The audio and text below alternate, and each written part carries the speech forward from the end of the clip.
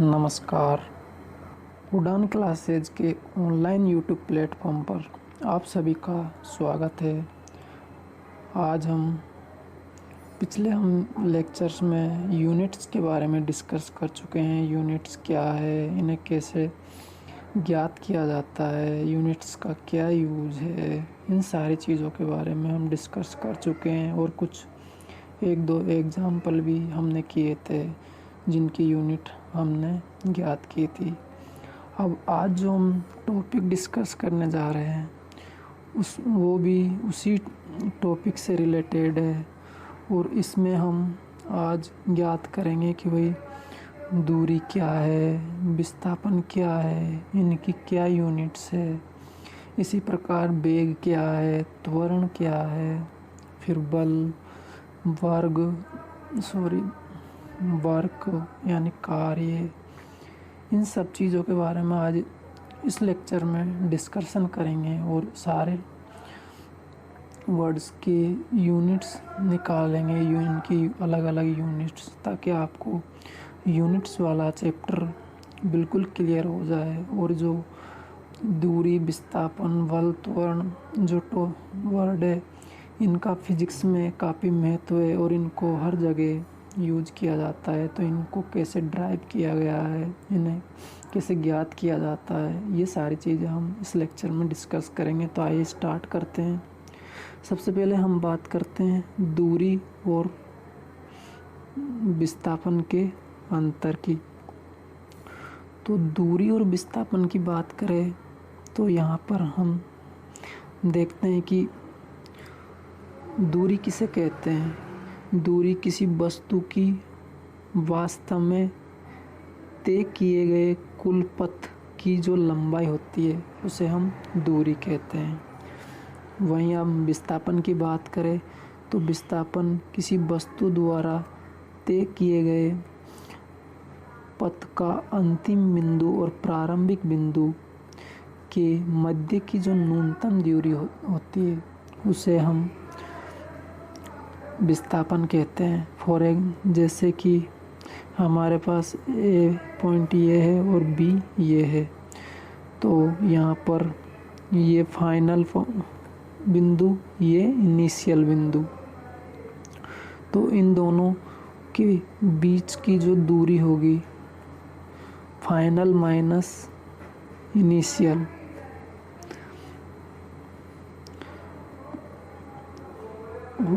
तो इनके बीच की जो दूरी होती है उसे विस्थापन कहा जाता है। जबकि दूरी इन दोनों बिंदुओं के बीच टोटल पाथ, यदि कोई वस्तु यहाँ से स्टार्ट होके बिंदु ए से स्टार्ट होती है और बिंदु बी तक जाती है, फिर बिंदु बी से वापस बिंदु ए तक आती है, माना कि ये दूरी 10 मीटर है, तो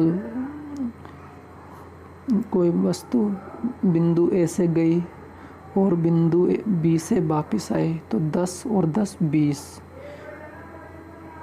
तो यहाँ पर जो टोटल दूरी हुई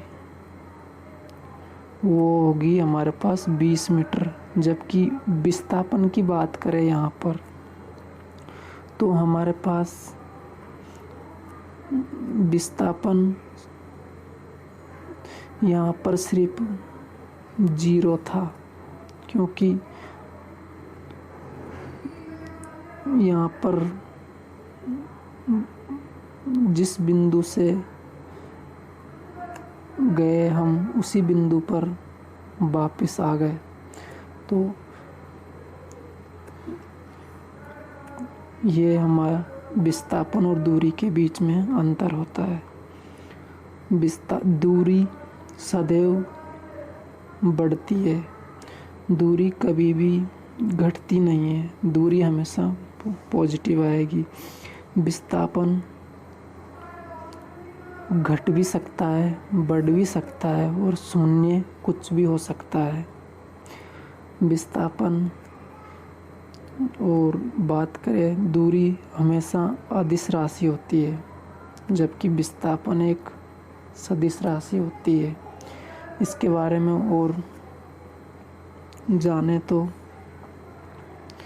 हम थोड़ी सी बात इस पे भी कर लेते हैं कि ये अदिश और सदिश का क्या मामला है। अदिश क्या होते हैं, सदिश क्या होते हैं। तो इनकी बात करें तो यहाँ पर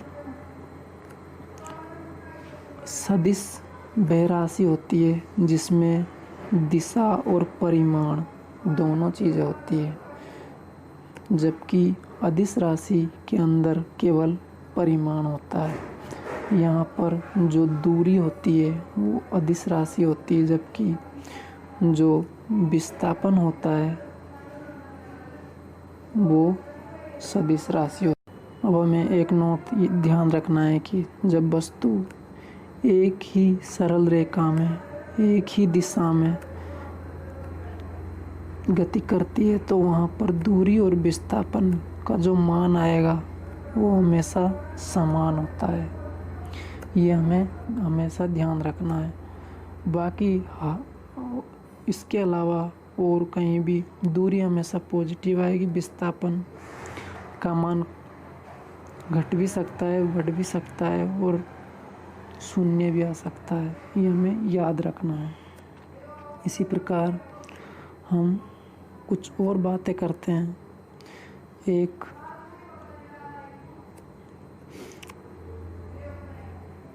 यहाँ पर बात करें तो एक क्वेश्चन देखते हैं। सत्य कथन हमें देखना है कि दूरी ग्रेटर विस्थापन, दूरी लेस देन विस्थापन, दूरी ग्रेटर देन इक्वल टू विस्थापन, दूरी लेस देन इक्वल टू विस्थापन। तो यहाँ पर कौन कौन से मान सही हो सकते हैं ये हमें पता लगाना है। तो दूरी विस्थापन से हमेशा बड़ी हो सकती है, ये पॉइंट सही है। लेकिन बी की बात करें तो दूरी विस्थापन कभी भी दूरी से ज़्यादा नहीं हो सकता, तो ये भी गलत है। इसी प्रकार से बी गलत है तो ऑलरेडी डी भी यहाँ पर गलत होगा और डी गलत है। अब हम बात करते हैं सी पॉइंट की। तो दूरी विस्थापन से बड़ी भी हो सकती है और इक्वल भी हो सकती है। तो ए के अकॉर्डिंग सी ज़्यादा इम्पोर्टेंट और ज़्यादा सही है, इसलिए यहाँ पर सी राइट रहेगा। अब जब हम दूरी और विस्थापन की बात कर चुके हैं तो हम आगे अब बात करते हैं चाल और वेग में क्या अंतर है। चाल यानी स्पीड क्या है, वेलोसिटी क्या है। तो यदि हम दूरी के अंदर समय का भाग दे दें तो हमारे पास चाल आ जाती है, और यदि विस्थापन के अंदर समय का भाग दे दें तो हमारे पास वेग आ जाता है।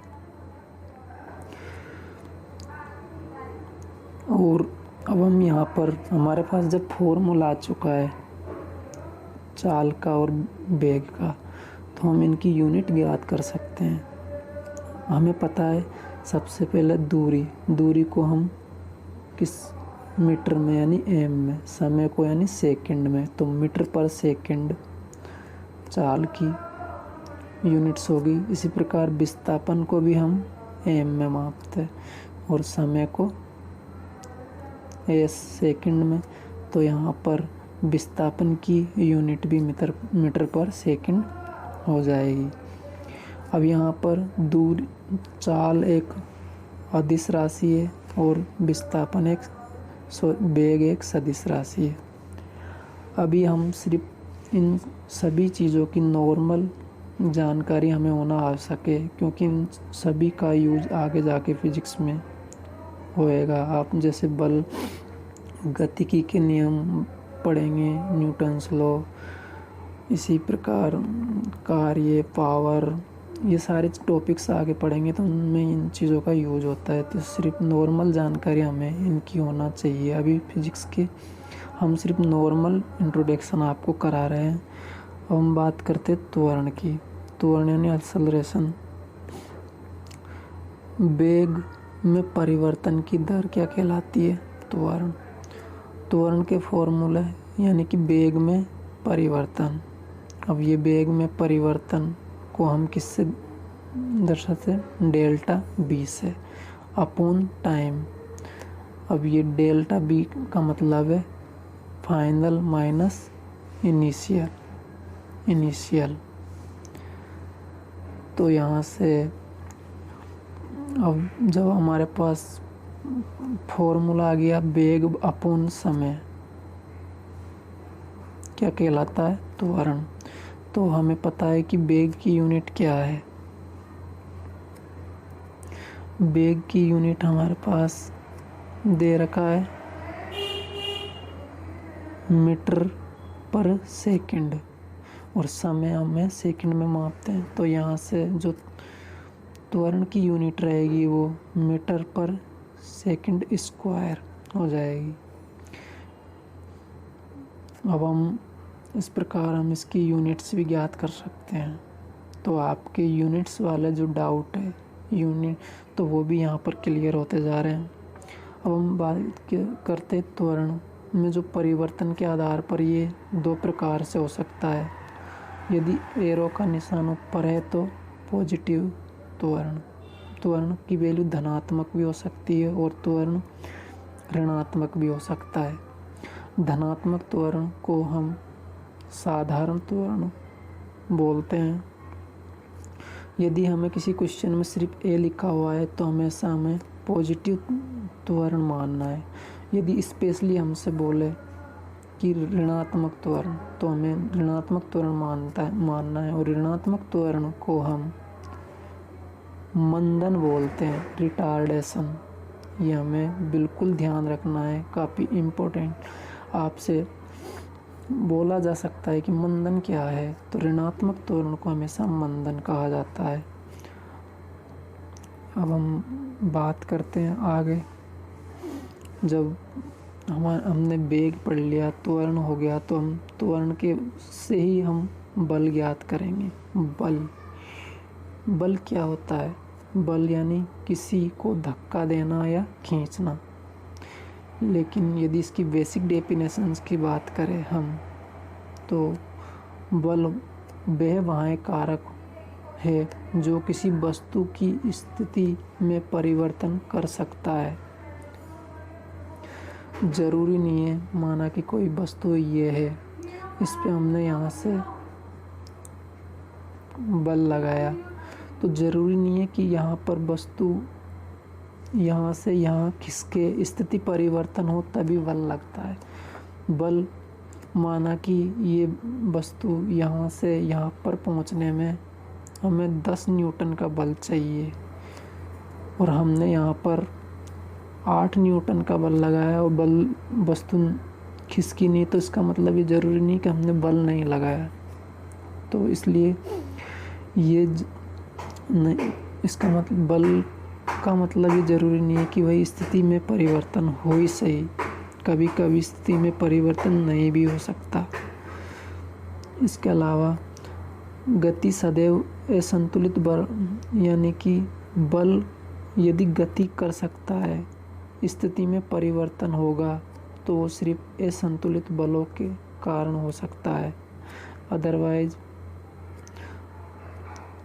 स्थिति में परिवर्तन नहीं होगा। यदि कोई वस्तु यहाँ पे है, इधर से भी बल लगाया 10 न्यूटन और इधर से भी बल लगाया 10 न्यूटन, तो क्या इस वस्तु की स्थिति में परिवर्तन होगा? नहीं होगा, क्योंकि संतुलित बलों के कारण कभी भी स्थिति में परिवर्तन नहीं हो सकता, सिर्फ असंतुलित बल। यदि यहाँ से 8 न्यूटन और यहाँ से 10 न्यूटन लग रहा है तो बल एक दूसरे असंतुलित बल स्थिति के कारण बल में परिवर्तन हो सकता है। अब हम आगे बढ़ते हैं, बल के फॉर्मूले की बात करते हैं। तो बल का फॉर्मूला कैसे ड्राइव होता है? यदि हम त्वरण को द्रव्यमान से मल्टीप्लाई कर देते हैं तो वे बल बन जाता है। बल का मान द्रव्यमान इंटू त्वरण का डॉट प्रोडक्ट। अब हम बात करते हैं इसकी यूनिट्स की। जब हमारे पास जब हमारे पास फॉर्मूला आ चुका है तो हम यहाँ से हमारे फंडे के अकॉर्डिंग यूनिट्स ज्ञात कर सकते हैं। द्रव्यमान को हम किस में नापते हैं? किलोग्राम में, केजी। त्वरण की हमारे पास यूनिट है मीटर पर सेकंड स्क्वायर। तो यहाँ से किलोग्राम मीटर पर सेकंड स्क्वायर, यानी कि ये हमारे पास बल की यूनिट्स हो चुकी है एमकेएस पद्धति के अंदर। और इसको हम और क्या लिख सकते हैं? तो इसको हम न्यूटन्स भी बोलते हैं एमकेएस पद्धति या एसआई पद्धति में। यदि हम सीजीएस पद्धति की बात करें तो सीजीएस पद्धति में ग्राम सेंटीमीटर पर सेकंड स्क्वायर लिखेंगे, और न्यूटन को सीजीएस पद्धति में डाइन लिखते हैं। अब हमसे क्वेश्चन पूछा जा सकता है, तो यहाँ पर देखिए कि बल की कितनी सारी यूनिट्स आ चुकी है। आज तक हम तो सिर्फ एक यूनिट याद कर लेते थे, किलोग्राम पर मीटर पर सेकंड स्क्वायर, लेकिन उसे न्यूटन्स भी कहा जाता है। सीजीएस पद्धति में ग्राम सेंटीमीटर पर सेकंड स्क्वायर भी होता है, इसी प्रकार डाइन भी कहा जाता है। अब क्वेश्चन पूछ सकता है हमसे कि भाई आया हुआ है क्वेश्चन कि एक न्यूटन्स में कितने डाइन होते हैं। काफ़ी इम्पोर्टेंट क्वेश्चन है। 10⁻⁻7 होते हैं, या फिर 10⁵ होता है, 10⁻³ होता है, 2 होता है। तो हम इसको डायरेक्ट फार्मूला के अकॉर्डिंग ज्ञात कर सकते हैं। देखते हैं कैसे ज्ञात करना है। तो यहाँ पर बात करें तो हमारे पास हमें पता है कि भाई एमकेएस में क्या होता है, किलोग्राम मीटर पर सेकंड स्क्वायर। यदि हम इसको सीजीएस में देखते हैं तो ग्राम सेंटीमीटर पर सेकंड स्क्वायर। तो किलोग्राम को ग्राम में बदलेंगे तो 1000, और मीटर को सेंटीमीटर यानी 100 से मल्टीप्लाई करेंगे। तो यहाँ से 1 न्यूटन्स बराबर 1000 × 100 से मल्टीप्लाई करेंगे तो 10⁵, यानी कि 1 न्यूटन बराबर 10⁵ डाइन होता है। यह हमें याद रखना है, और काफ़ी इम्पोर्टेंट है, क्वेश्चन पूछा भी गया है। अब हम बात करते हैं कार्य के बारे में। तो कार्य क्या है, तो कार्य कैसे? अब कार्य भी इन्हीं विस्थापन, बल, त्वरण जो भी हमने अभी तक पढ़े उन्हीं से इन चीज़ों को ड्राइव किया जा रहा है, इसलिए ये काफ़ी इम्पोर्टेंट है। अब हम जैसे कार्य, तो कार्य भी देखो बल और विस्थापन के मल्टीप्लाई के द्वारा कार्य प्राप्त हुआ है। अब यहाँ पर कार्य, यहाँ पर कभी कभी आपको डी की जगह एस भी मिल जाता है कुछ बुक्स में, तो आप कंफ्यूजन मत होना। अब हम बात करते कार्य के यूनिट्स के बारे में। तो देखो हमें पता है कि अभी बल की यूनिट्स हमने पढ़ी थी, बल की यूनिट्स हमने अभी पढ़ी थी कि किलोग्राम एमकेएस पद्धति में बात करें तो किलोग्राम मीटर पर सेकंड स्क्वायर, ये हमारे पास बल था। अब जब ये हमारे पास बल और विस्थापन को हमें पता है कि मीटर में मापा जाता है, तो ये मीटर, तो बल इंटू विस्थापन, तो यहाँ पर किलोग्राम मीटर स्क्वायर पर सेकंड स्क्वायर इसकी एमकेएस पद्धति के अंदर यूनिट्स हो चुकी है कार्य की।